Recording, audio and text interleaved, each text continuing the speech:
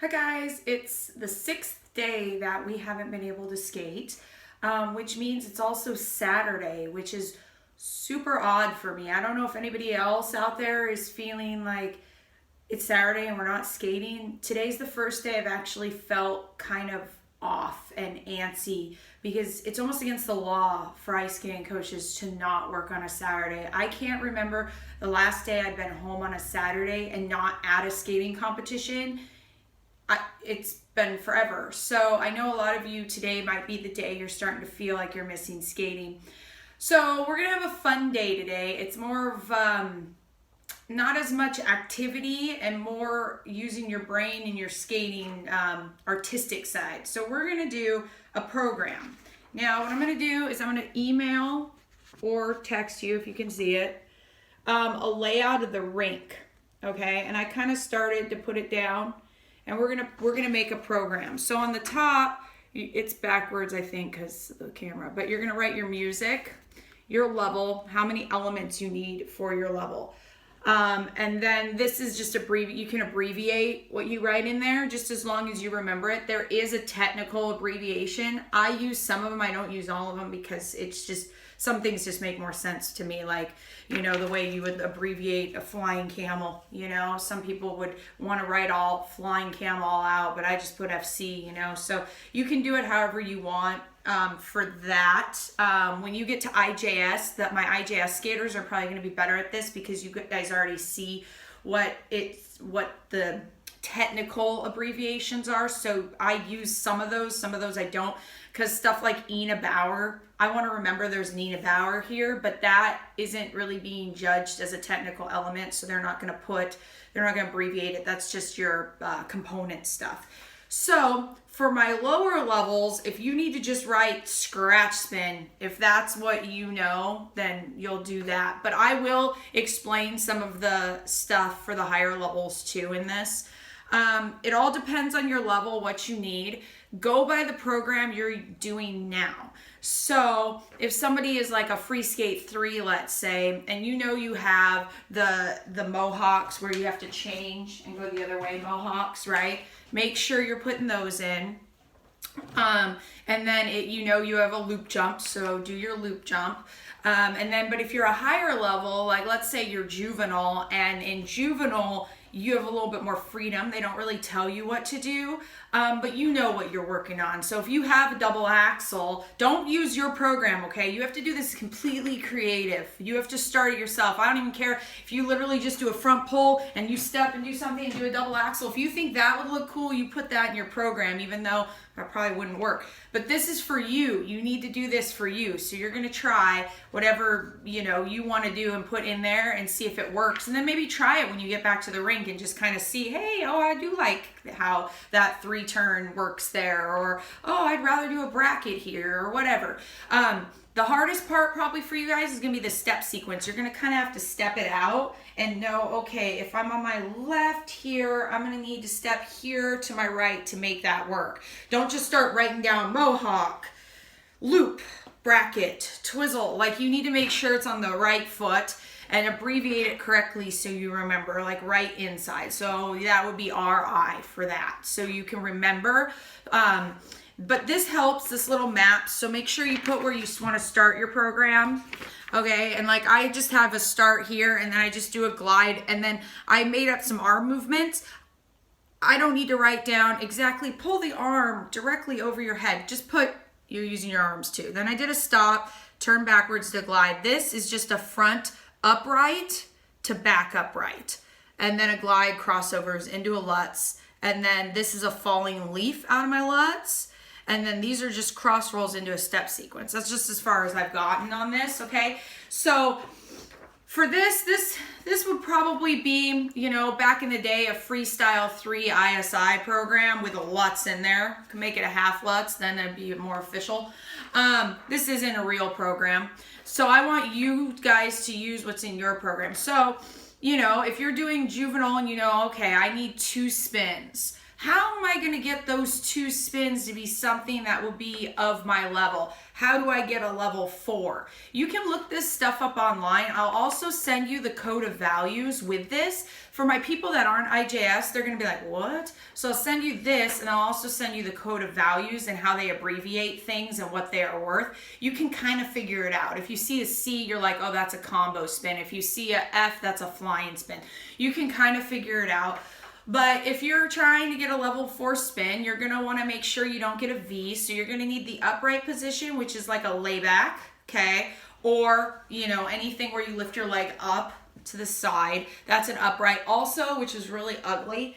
But if you lean forward, let me stand back. If you lean forward and do this, that's considered an upright. Or you can also cross behind like this. As long as you keep your legs straight, it's an upright. So you can use those. A fly, obviously, is self-explanatory. You don't always get a level for a fly, though, unless it's really good. So just because you switch feet and do like a hopping camel, that does not mean you're gonna get a fly. You can also get a fly in the middle of the spin, but it has to be very noticeable. In any level below novice, except for the levels you don't get level 4 spins, but like intermediate and juvenile, if you do 8 rotations in both of your spins, you can get a level for it. When you're senior, you only get a level if you do it 1 time for 8. So both your spins, if there's a good position, you really like a sit, you can do that for 8 and get a level, and then you could do 8 in your camel somewhere, which is really hard in a camel, but you can do it if you really like your camel in the other spin and still get a level. Other things that get level, the illusion gets a level, but only if it's super good and they've gone back and forth on that. Broken leg spin no longer gets a level unless it's completely twisted over. But basically anything that throws off your balance and messes with you gets a level, but you always have to hold it for 2. And that's a judge's 2, which is more like 3.5, almost 4, by the time they think you're actually in position. So make sure, this is the other ones that are levels. I'm just trying to give you some tips. There's not too many people that are above, that can get level 4s that are watching these, just a few of you. But also, like, this is a level, this is a level. The only things that aren't levels are regular sit spins, regular camels, regular scratch spins, regular laybacks. But you need those base positions so you don't get a V. What is a V? 20% off the entire value of the spin. So if you're doing IJS and you get your little score sheet back and you see a V, that means, and you're like, but I did a camel and I had a layback and I had a sit spin. Why did I get a V? You probably didn't hold one of those long enough. So they probably got you at like 1 3/4. And so then they take 20% off the value of the spins. Spins are very important, especially in the lower levels. Once you get to senior, the spins don't matter so much because you have your jumps that are counting for so much. But if you don't have anything over a triple, maybe even a loop, spins are worth a lot more than the jumps are. It's when you start getting to the quads and the triples when spins don't really matter so much anymore. So when you're thinking, oh my gosh, but I have a double axle, look at the value of a double axle to even just a single position spin, like a flying sit, let's say that's a level 4. The double axle is worth less than the spin. So just so you're aware of that, do not put good quality spins in your program. Don't just go, I want a nice bunch of jumps. All right, so I want you, everybody's a different level, so I'm not gonna put the levels. You can Google search that. Google search what's in your level. If you already have a program, you already know, okay? At most of you do.